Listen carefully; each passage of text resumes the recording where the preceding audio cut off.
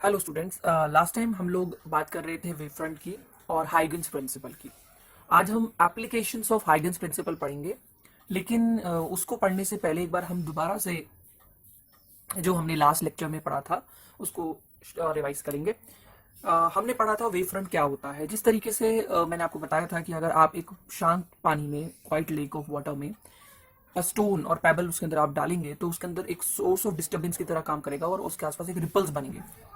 ऐसे ही जब कोई source of light S, let say point source of light S on होगी, ठीक है, जैसे अभी तक मान लो वो एक डार्क रूम में पड़ी हुई थी, and the moment it gets on, जब वो ऑन हो जाती है तो उसके आसपास स्फेरिकल वेवफ्रंट बन जाते हैं। तो अगर मान लीजिए हमारे पास एक point source of light S है तो आपको इसके आसपास ऐसे आप कह सकते हैं स्फेरिकल हर डायरेक्शन में जाने वाले यू कैन से वेवफ्रंट बनते हुए दिखेंगे। ठीक है, तो this is the first wavefront.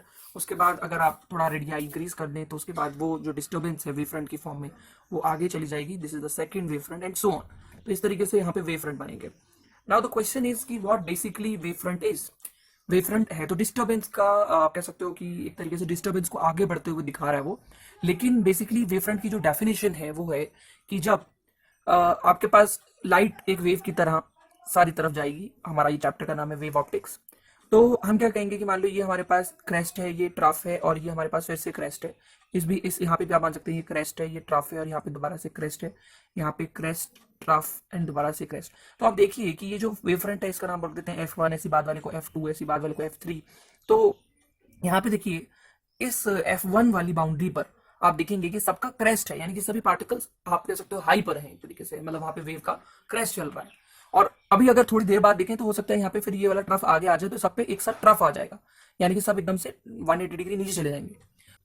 Basically क्या हुआ है कि हम ये कह सकते हैं कि यहाँ पे सभी के सभी points, all the points are in the same phase, are in the same phase. तो वेवफ्रंट की डेफिनेशन ये थी। अगर हम F1 को एक स्फेरिकल वेवफ्रंट दिखा रखा है हमने पॉइंट सोर्स ऑफ लाइट की वजह से, तो वेवफ्रंट की डेफिनेशन बताया था, इट इज द लोकस और the collection of all the points which are vibrating in the same phase. तो सभी पॉइंट्स एक ही वाइब्रेशन को फेस कर रहे हैं या एक ही टाइम पर एक ही फेज पे वाइब्रेट कर रहे हैं, ऑसिलेट कर रहे हैं, तो हम उसको क्या बोलेंगे, वेव फ्रंट बोलेंगे। तो I think F1 wave front समझ में आ गया। ऐसे F2 मतलब आप ऐसे बहुत सारे वेव फ्रंट बनते चले जाएंगे।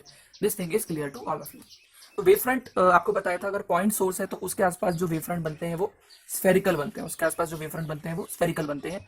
लेकिन अगर ऐसी हमारे पास एक लीनियर सोर्स ऑफ लाइट है, जिसमें से जैसे ट्यूब लाइट है, पतली सी स्ट्रिप लाइट की, तो उसमें से जो वेव फ्रंट बनेंगे उसकी जो शेप होगी वो कैसी होगी, सिलेंड्रिकल होगी। और ऐसे अगर मान लीजिए आपके पास कोई बहुत बड़ा स्फेरिकल वेवफ्रंट है या बहुत बड़ा सिलेंड्रिकल वेवफ्रंट है, उसका एक छोटा सा पार्ट अगर हम कंसीडर कर लें तो वो हमें देखने में कैसा लगेगा, प्लेन लगेगा। तो plane wavefront is a part of a spherical और सिलेंड्रिकल वेवफ्रंट। एक सिलेंड्रिकल या स्फेरिकल वेवफ्रंट का जो पार्ट होता है उसको हम क्या बोलते हैं, प्लेन वेवफ्रंट। तो spherical wavefront one type, cylindrical wavefront another type, and plane wavefront third type. तो हमने टाइप ऑफ वेवफ्रंट पढ़े थे। उसके बाद हमने ये भी पढ़ा था कि देखो हम यहाँ पे तो बात कर रहे हैं कि लाइट एक वेव है। तो यहाँ पे रे का कॉन्सेप्ट वैसे तो रे ऑप्टिक्स में हम छोड़ आए हैं, लेकिन हम रे को डिफाइन इस तरीके से करते हैं कि वेव फ्रंट के परपेंडिकुलर जो लाइन है, ये एक लाइन है जो वेव फ्रंट के परपेंडिकुलर है, तो उसको हम रे मान सकते हैं। तो अगर हम यहाँ पे भी रे ऑप्टिक्स के कॉन्सेप्ट को मिलाना चाहते हैं तो हम क्या कहेंगे, इट इज अ लाइन और the direction of propagation of light wave which is perpendicular to the wave front. तो लाइट रे की डेफिनेशन हम अलग से इस तरीके से दे सकते हैं कि एक सोर्स ऑफ लाइट में से निकलने वाली लाइट वेव के डायरेक्शन में जाती हुई एक लाइन जो वेव फ्रंट के परपेंडिकुलर है, उसको हम लोग रे यहाँ कह सकते हैं। ठीक है, यानी कि हम रे को अलग तरीके से डिफाइन कर रहे हैं, मतलब एक imaginary line which is in the direction of propagation of light wave and which is perpendicular to the wave front. Such a line will be called as ray. तो आई थिंक सबको तीनों तरह के wave front, spherical wave front, cylindrical wave front और plane wave front समझ में आ गया। रे को हम कैसे आर्टिफिशियली डिफाइन कर रहे हैं वो भी आपको समझ में आ गया। उसके बाद हमने पढ़ा था हाइगन्स प्रिंसिपल। हाइगन्स प्रिंसिपल में हमने बेसिकली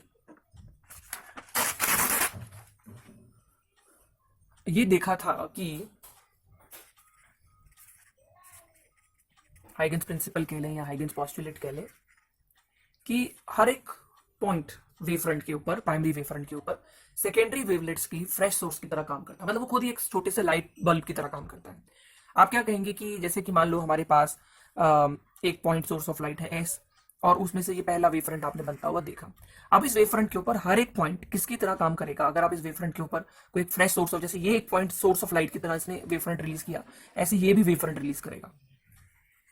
तो अगर आप यहाँ पे इनको सेंटर्स मानते हुए छोटे छोटे स्फीयर्स ड्रॉ कर लें, और इन स्फीयर्स के ऊपर अगर आप टेंजेंट ड्रॉ कर लें, ऐसे ऐसे टेंजेंट ड्रॉ कर लें, स्मूथली टेंजेंट ड्रॉ कर लें, और इन टेंजेंट्स को अगर आप ज्वाइन कर दें, अगर आप इन टेंजेंट को ज्वाइन कर दें, तो आपको, ये तो हमारा प्राइमरी वेव फ्रंट है, लेकिन इसके ऊपर हर एक पॉइंट को एक फ्रेश सोर्स ऑफ लाइट की तरह मानते हुए इनमें से भी आपने वेव फ्रंट निकलते हुए इमेजिन किए, और इनके ऊपर जब हमने टेंजेंट ड्रॉ करी और इन टेंजेंट्स को आपने जब स्मूथली ज्वाइन किया, तो आपके पास सेकेंडरी वेव फ्रंट क्रिएट हो गया।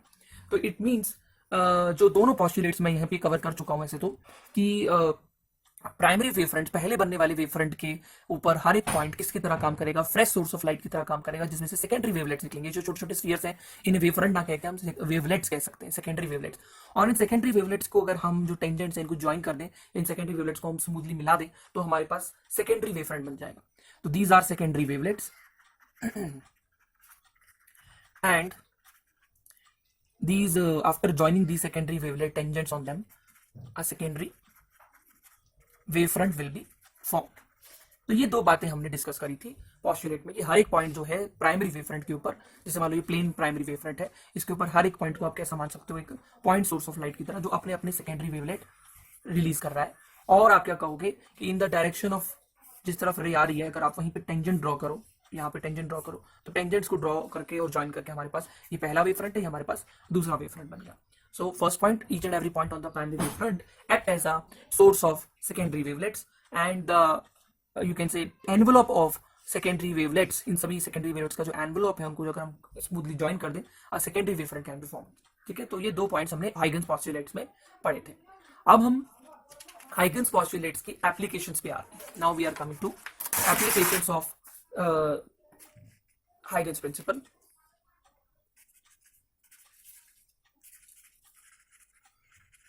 Now, first is जो हमारा इंपॉर्टेंट लॉ है पॉस्टुलेट्स, जो हमारा लॉ है जिसे हम बोलते हैं लॉ ऑफ रिफ्लेक्शन लाइट का, बहुत वेरी पॉपुलर लॉ है। आप इसको बहुत ही जूनियर क्लासेस से पढ़ता है, angle of incidence equal to angle of reflection, and there is one more that incident ray, the normal and the reflected ray all lie in the same plane। So first application is we are going to prove or we can verify the law of reflection using Huygens postulates। So we are going to, ये जो wave theory के Huygens postulate है, हम उसको verify करेंगे law of reflection को उनकी मदद से। तो verification of law of reflection using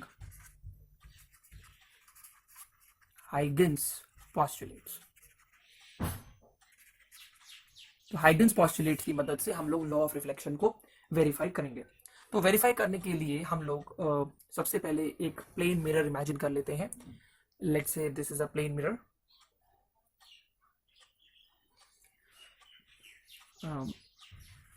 this is a plane mirror, ये हमारे पास एक प्लेन मिरर है।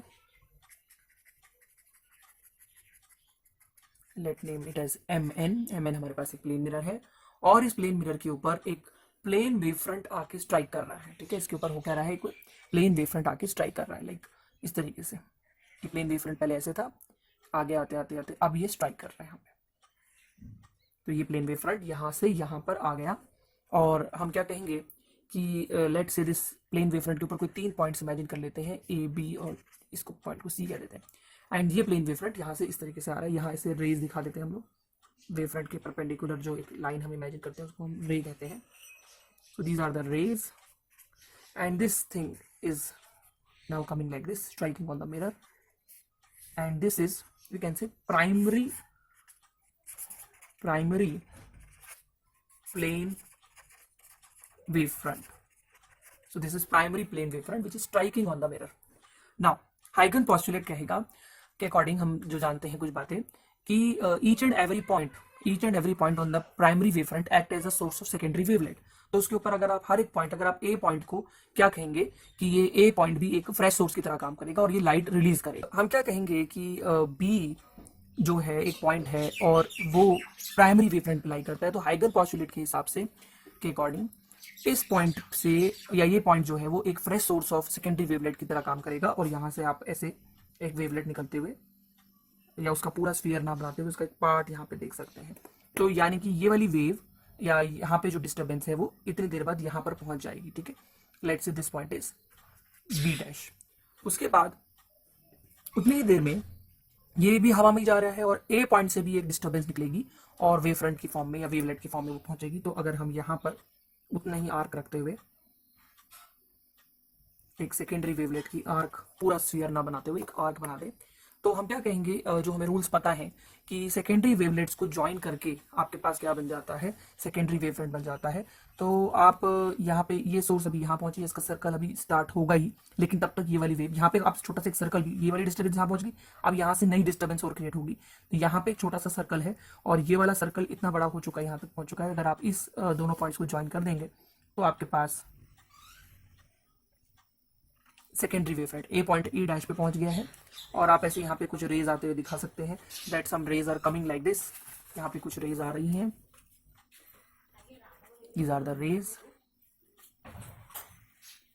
perpendicularly coming like this and perpendicular to the plane wavefront, and now they are being reflected back and moving like this। तो यहाँ से आप क्या कहेंगे कि रेज हमारे पास आ रही हैं और वेवफ्रंट स्ट्राइक कर रहा है और वो वेवफ्रंट अब A dash B dash C dash या A dash C dash B dash बन के बाहर निकल रहा है। So A C B is the incident or falling primary wavefront and a dash c dash b dash is the reflected back wavefront। so you can say that this was first form, तो इसलिए primary wavefront कह देते हैं। और a dash c dash b dash को हम लोग secondary wavefront कह रहे हैं। सो ए सी बी मिरर के ऊपर स्ट्राइक कर रहा है और a dash c dash b dash इसमें से रिफ्लेक्ट बैक होकर वापस जा रहा है। So now we are going to prove that angle I is equal to angle r, यानी कि angle of incidence is equal to angle of reflection. उसको प्रूव करने से पहले एक और डायग्राम बनाए इसी का, थोड़ी कुछ बातें हम पहले समझ लेते हैं। ये हम यहाँ पे नॉर्मल ड्रॉ कर रहे हैं क्योंकि ये पूरे पैरेलल रेज आ रही है, तो अगर ये वाला एंगल ऑफ इंसिडेंस है तो ये वाला एंगल ऑफ इंसिडेंस होगा, और अगर ये वाला एंगल इंसिडेंस है और इसको हम एंगल ऑफ रिफ्लेक्शन कह सकते हैं। अगर ये वाला angle reflection angle of reflection है तो ये एंगल कितना होगा, ये पूरा 90 है, 90 में से आर गया तो this will be 90 minus r. और अगर हम इस ट्राइंगल में देखें फिलहाल, if we see in this triangle, if we see in this triangle, the name of this triangle is A dash B dash, you can see that this angle is 90 minus r. ये ray और plane wavefront के बीच का angle है वो 90 होगा, तो 90 minus are, तो ये वाला एंगल बच जाएगा हमारा, ये वाला एंगल वो कितना होगा, are.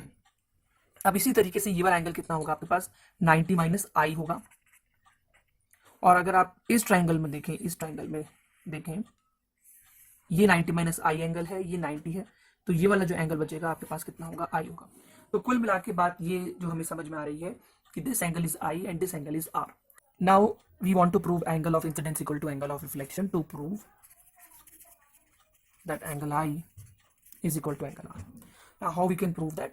We can do that by making the triangle A B dash B and A dash A B dash। अगर हम ये जो ट्राइंगल हैं जिनको कॉमन बेस पे हम देख रहे हैं, अगर हम इन दोनों ट्राइंगल्स को कॉन्ग्रेंट कर दें, then we can say that कि एंगल आई एंगल आर के इक्वल आएगा। How it will be possible, let's see. अभी मैंने आपको बताया था कि अगर ये वाला एंगल आर है तो ये 90 माइनस आर होगा, ये 90 है, तो जो बच गया एंगल यानी कि ये वाला एंगल आर है। You can see if this is r, this is 90 minus r, this part is 90 minus r, this is 90, तो 90 माइनस आर और आर को अगर आप जोड़ेंगे तो 180 आएगा इस ट्राइंगल में। अब ऐसे ये जो एंगल आई दिखा रखा है हमने, यहाँ पे एंगल आई दिखा रखा है, अगर ये एंगल आई है तो ये 90 माइनस आई होगा, जो इधर बचेगा इधर वाला एंगल, और ये 90 माइनस आई होगा, ये 90 है, तो ये वाला एंगल पूरा कितना होगा, आई। और यही हमारा प्रोसेस रहेगा कि अगर ये ट्राइंगल और ये वाला ट्राइंगल एक दूसरे के क्या हो गए, कॉन्ग्रेंट हो गए, तो कॉन्ग्रेंट होते ही हम लोग ये कह सकेंगे कि एंगल आई एंगल आर के इक्वल होगा, because you know that bye simplicity that corresponding parts of congruent triangles, corresponding part जो जिसके सामने बैठता है वो एंगल इक्वल होता है। कॉन्ग्रेंट ट्राइंगल्स के सभी पार्ट साइड्स एंगल्स इक्वल होते हैं। So we can easily make these two triangles congruent. How? We will see that angle B is equal to angle A dash because both are 90 degree. Let's say अभी हम नाम रख देते हैं कुछ भी इस तरीके से, in triangle A B B dash, A B B dash and triangle A dash B dash, A dash B dash, that angle B is equal to angle A dash, each 90 degree, next we can say कि B dash में जितना time लगा होगा light को जाने में, उतना ही उसको ए से ए डैश में जाने में लगा होगा। और सेम हवा भी चल रही है, आप ये नहीं कह सकते हो कि लाइट कोई मीडियम बदल चुकी है। लाइट इसी मीडियम में बी से बी डैश भी अगर वो एयर में गई है तो ए से ए डैश भी वो एयर में गई है और सेम टाइम में ही गई है, क्योंकि पहले ये वेव फ्रंट बना है, उसकी थोड़ी देर बाद ये वाला वेव फ्रंट बना है, चाहे 1 मिलीसेकंड बाद बना है, लेकिन हम क्या कहेंगे, it has been travelling taking the same time. So क्या कहेंगे, B B dash is equal to A dash, y equal to let's say c delta t. C is the speed of light and delta t is the time in which the wave have or light has traveled. b से b dash जाने में और a से e dash जाने में उसको same time लगा है। तो एक साइड बराबर हो गई, एक राइट एंगल हमारा इक्वल है, और इस ट्राइंगल में सभी देख के बता सकते हैं कि A B dash is equal to ab dash because there is a common side in both the triangles. So therefore triangle पहला तो हम कैसे भी लिख सकते हैं a b b डैश, लेकिन ध्यान रहे कि b के सामने e डैश जाए, और इस तरीके से हम यहाँ पे लिख सकते हैं बी डैश, यहाँ ए लिख सकते हैं, यहाँ बी डैश लिख सकते हैं, और ये भी देख लेंगे कि बी बी डैश के सामने ए डैश जाए, क्योंकि बी बी डैश या ये वाली जो साइड है और ये वाली साइड है वो बराबर है। So by right angle hypotenuse side, एक राइट एंगल बराबर है, एक साइड बराबर है, और एक हाइपोटेन्यूज कॉमन है इन दोनों के अंदर, राइट एंगल के सामने वाला हाइपोटेन्यूज होता है, तो दोनों ट्राइंगल्स हो गए congruent. And therefore now we can say that this implies that angle, इस ट्राइंगल का ये वाला एंगल ए या angle B A B dash या सिंपली एंगल आई इक्वल होगा किस एंगल के, एंगल आर के। So angle I is equal to angle R by CPC के। So we have proved the law of reflection that angle I is equal to angle R using postulates of Huygens principle. So now let us come to the second application, and that is verification of Snell's law, that is law of refraction using, इस आप law of refraction भी कह सकते हैं, second law of refraction using Huygens principle. Let's say this is a boundary which separates air from water, and again it can be any other medium. This is let's say medium number 1 and this is medium number 2. तो ये boundary है, interface है, तो आप कह सकते हैं air और वाटर के बीच का, यहाँ तक एयर है, यहाँ तक वाटर है, यहाँ तक मीडियम 1 है, यहाँ तक मीडियम 2 है। अब यहाँ पर भी एक प्लेन वेव फ्रंट आके स्ट्राइक कर रहा है, and let's say this wave front is A C B. Now the rays will be perpendicular. आप यहाँ पे ऐसे rays imagine कर सकते हैं।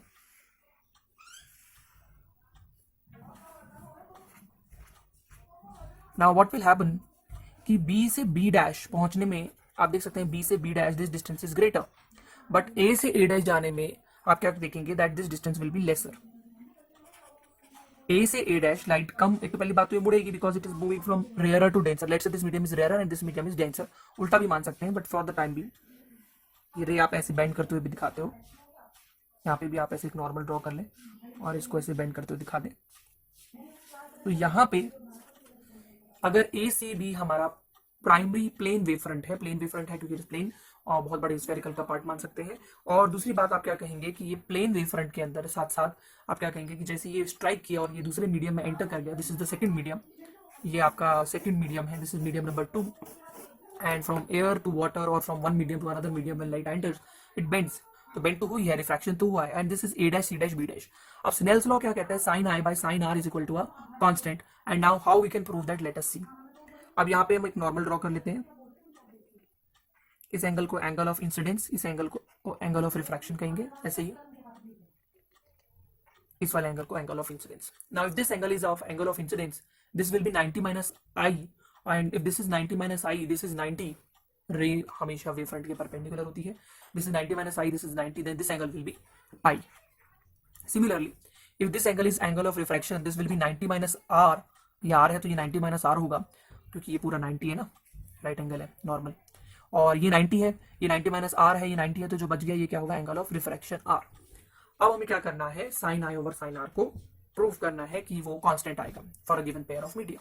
How we can prove it, you can first suppose that the speed of light in this medium is v1 and the speed of light in this medium is v2. The time taken by the light to reach from b to b dash and the time taken by the light to reach from a to a dash is same, and let's say that time is delta t. Let time taken by light to reach from b to b dash is equal to time from a to a dash and let's say that time is delta t. Now first in this triangle sin I कितना होगा? sin I is perpendicular, I के सामने वाली side bb dash perpendicular है और 90 के सामने वाला हाइपोटेन्यूज है, so we can write it as bb dash upon ab dash. And sine r क्या होगा इस ट्राइंगल से? r के सामने वाला परपेंडिकुलर, ये हो गया aa डैश डिवाइड बाय ये एंगल 90 है, ray is always perpendicular to the plane wave front और वेव फ्रंट, तो 90 के सामने वाली साइड ab डैश क्या है हमारे पास? Hypotenuse. Now let's say this equation number 1 and this equation number 2, if we divide first and second, we will get sin I over sin R is equal to bb dash upon ab dash, aa dash upon ab dash. So you can see that ab dash get cancelled with ab dash, and finally we have sin I over sin R is equal to bb dash over aa dash. Now further we can say that if sin I over sin R अगर आपका bb dash by a dash आ रहा है तो हम लोग यहाँ पर कह सकते हैं कि sin I over sin R तो हमारा LHS है ही। bb डैश क्या होगा? bb dash is the distance travelled by the light in time delta T. हमने माना है कि टाइम के दोनों को a से a डैश जाने में लाइट को टाइम और b से b डैश जाने में जो लाइट को टाइम लगा वो सेम लगा डेल्टा टी। तो हम b से b डैश को डिस्टेंस को लिख सकते हैं speed of light v1 into delta t time taken, we know the distance of speed into time, और a से a डैश जाने में लाइट की स्पीड कितनी होगी? v2 स्पीड बदल गई है, ठीक है, मीडियम में बदलने से स्पीड बदल गई, इनटू टाइम उतना ही लगा डेल्टा टी। डेल्टा टी से क्या हो जाएगा? Cancel, and v1 upon v2 आ रहा है। तो आपको पता है एक गिवन मीडियम में लाइट की स्पीड कांस्टेंट होती है, दूसरे मीडियम में भी कांस्टेंट होगी, constant by constant is again a constant, and we have prove that sin I over sin R is constant and which is Snell's, यानी कि स्नेल्स लॉ हमारा वेरीफाई हो गया। कौन से कॉन्सेप्ट से? हाइगन्स प्रिंसिपल से, वेव फ्रंट की कॉन्सेप्ट से। Now we very well know that this v1 upon v2, the speed of light in medium 1 by speed of light in medium 2 is nothing but it is a refractive index, and therefore we can write it as sin I over sin R as n to 1. Further, because we are talking about wave optics, so we know that कि जो speed होती है वो frequency multiply में wavelength होती है। तो आपने v1 की जगह न्यू टू लैम्डा 1 लिख दिया और v2 की जगह न्यू टू लैम्डा, तो आपने न्यू 1 न्यू 2 क्यों नहीं लिखा? फ्रीक्वेंसी को भी तो दो लिख सकते हैं ना अलग अलग, लेकिन फ्रीक्वेंसी बदलती नहीं है। जब लाइट अपना मीडियम बदल भी देती है तो फ्रीक्वेंसी नहीं बदलती है, एक बार हमने पहले भी डिस्कस किया, केवल वेवलेंथ बदलती है। तो हम इसको लैम्डा 1 अपॉन लैम्डा 2 भी लिख सकते हैं, 10 to 1 को लैम्डा 1 अपॉन साइन आई और साइन आर को, the wavelength of the light in first medium to the wavelength of the light in second medium की रेशियो के इक्वल भी आता है। Now, let us come to very small topics that have been left based on Huygens principle, and that are the shape of wavefront. Shape of wavefront, rather we can say plane wavefront, after passing through different things. तो वो अलग अलग क्या क्या चीजें हैं जो हम अब डिस्कस करेंगे। जो प्लेन वेव फ्रंट है वो स्ट्राइक करेगा किसी मीडियम को, किसी ऑब्जेक्ट को, और उसमें से पास होने के बाद उसकी शेप का क्या होगा वो हमें ड्रॉ करके दिखानी है। First case prism, after passing through prism. Prism में जब light, let's say this is a glass prism ABC made up of glass, and here in the surrounding we have air. Now some plane wavefront, plane primary wavefront, primary because it is for first medium that we are showing, it is reaching this, now anyone can think that कि ये जब यहाँ पे जाएगा तो जो इसका जो लोअर मोस्ट पार्ट है इसका हम नाम रख देते हैं PQR। जो R है वो B के भी काफी क्लोज पहुंच भी चुका है, लेकिन R वाले पॉइंट को we all know that have to travel largest distance through the glass. आप ग्लास की थिकनेस में से देख सकते हैं कि R को सबसे ज्यादा ट्रैवल करना पड़ेगा, तो उसकी स्पीड आपको पता है ग्लास में जाती है लाइट की स्पीड कम हो जाती है, तो वो सबसे बाद में निकलेगा एक तरीके से। लेकिन जो सबसे टॉप मोस्ट पॉइंट है P, वो ज्यादातर डिस्टेंस अपना एयर में ट्रैवल कर रहा है, लेकिन आप क्या कहोगे जो उसको ग्लास में से बिल्कुल एक टिप को ट्रैवल करना है, उसको छोटे से डिस्टेंस को ट्रैवल करना है, तो P पॉइंट काफी आगे जा चुका होगा, लेकिन जो Q पॉइंट R पॉइंट है वो सबसे बाद में निकलेगा। तो यानी कि अभी R निकलेगा ही, R यहाँ से पास हुआ ही है, बाहर निकला ही है, लेकिन इतने में P आगे जा चुका होगा। And from ray optics also we know that कि when the ray of light is incident like this it bend toward the normal, and then again law of refraction work करते हैं, 2 बार रिफ्रैक्शन होता है उसका, और वो इस तरीके से चली जाती है। सो P आगे जा चुका है, ये बेंड भी कर रहा है और साथ साथ P पॉइंट आगे जा चुका है। तो आप सोच सकते हैं कि जो R वाला पॉइंट है वो आपका यहाँ भी निकला ही है बाहर, जो Q वाला पॉइंट है वो इधर आ गया, और जो P वाला पॉइंट है वो इधर आ गया, बेंड हो गई ना लाइट। तो हम क्या कहेंगे कि प्लेन वेव फ्रंट ही रहा, it is still a plane wave front. हम ये नहीं कहेंगे इसकी शेप चेंज हो गई है, but it has got tilted, वो टिल्ट हो गया है, ठीक है। So this is P dash Q dash R dash is your secondary wave front.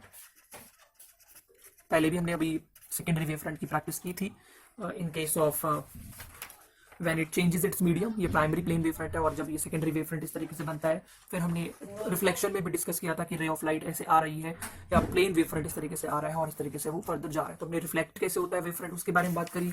हमने बात किया कि वो कैसे रिफ्रैक्ट होने के बाद उसका प्लेन वेव फ्रंट का क्या होता है, सेकेंडरी वेव फ्रंट कैसे बनता है। और अब हम बात कर रहे हैं प्रिज्म में। अब प्रिज्म के बाद हम बात करते हैं कॉन्वेक्स लेंस। कॉन्वेक्स लेंस में जब एक you can say plane wave front strike करता है, let's say this is a convex lens and this is the principal axis as we know।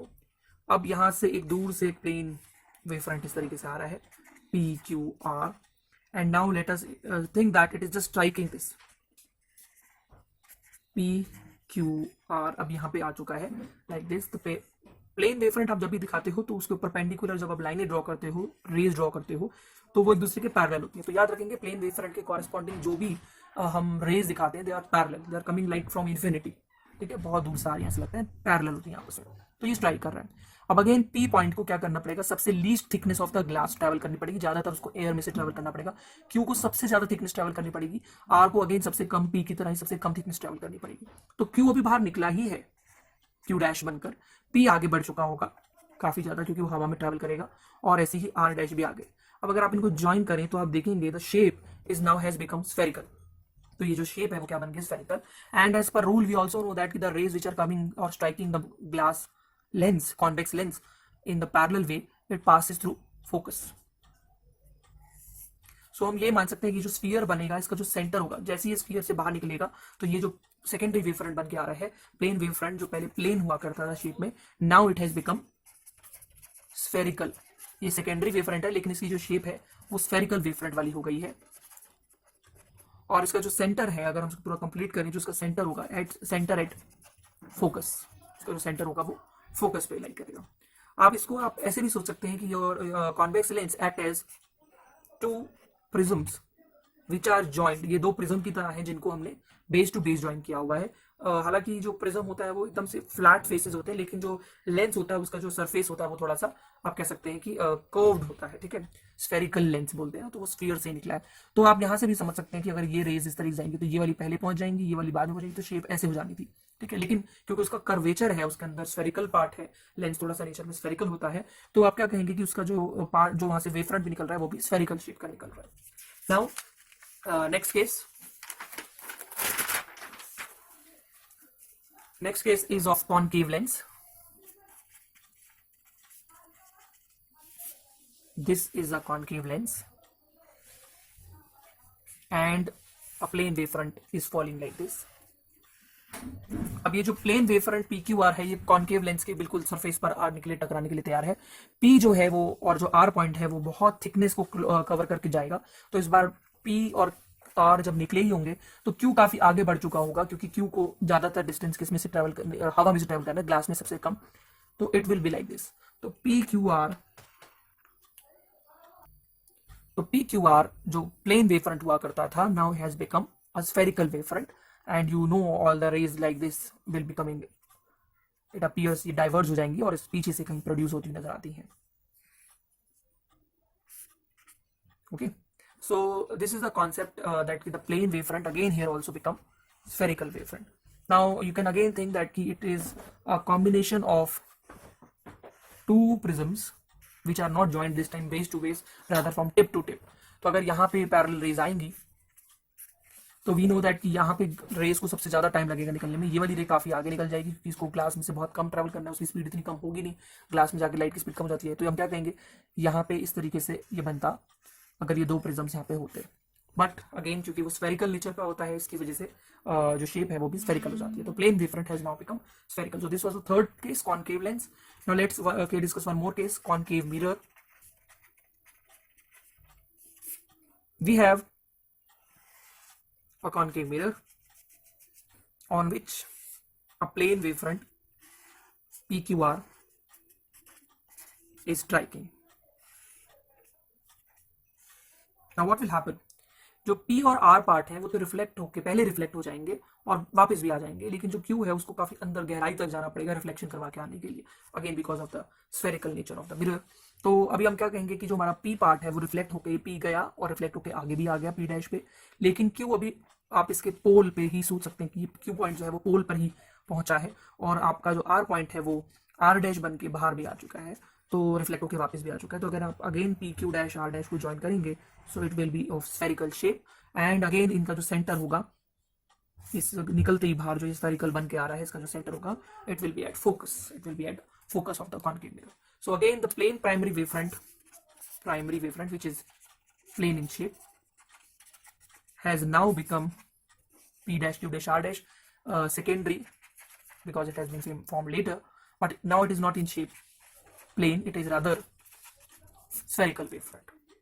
So I think it is clear to all of you what happens to the plane wavefront when it passes through a prism, when it passes through a convex lens, when it passes through a concave lens, and when it passes through a concave mirror.